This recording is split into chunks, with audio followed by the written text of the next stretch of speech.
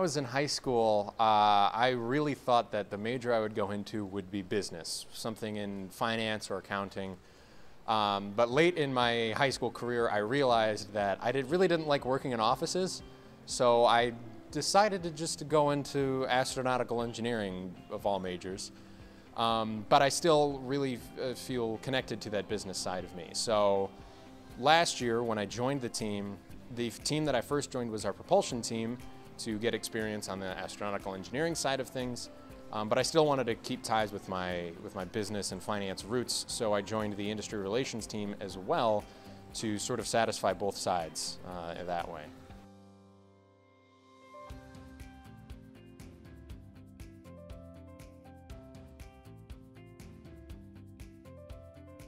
So the industry relations team is essentially responsible for interacting with all of our corporate partners and the businesses that we work with to both fund the pod and also get most of the materials that we use when we're building the pod.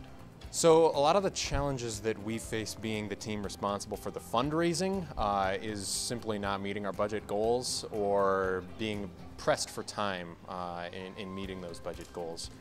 Since we depend a lot on businesses to fundraise and to build our extraordinarily expensive pod, a lot of times it's kind of a challenge to convince companies to give so much of their hard-earned money to a project like ours. But it's beneficial to us in having a project that's so inspiring to so many, because that really helps us out on the business end of things, in that a lot of companies like to donate to causes like that.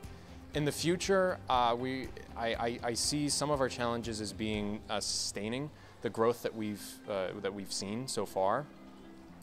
In that the competitions that we are a part of, it's very difficult to convince companies to continually give money again and again, year after year, to a project so expensive. So far, the one thing that I've really tried to implement in my term as the industry relations lead is rebranding ourselves as more of a STEM education organization, which at heart we are.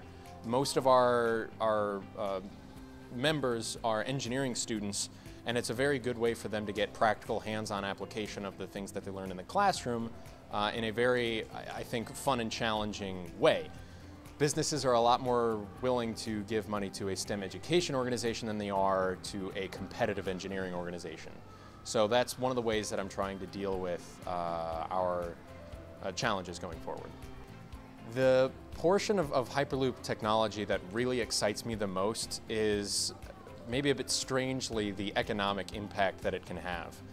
There have been numerous studies that have shown how access to physical mobility, physical transportation like planes, trains, and automobiles directly leads to economic mobility. I mean, obviously a person with a car can get a different job than somebody without a car. They can afford to live further away, and they can afford to live in a different way than somebody who might not have access to that kind of transportation. So it's something as accessible and high speed as the Hyperloop technology is, that has really exciting implications for the future of economic mobility of everybody across the world.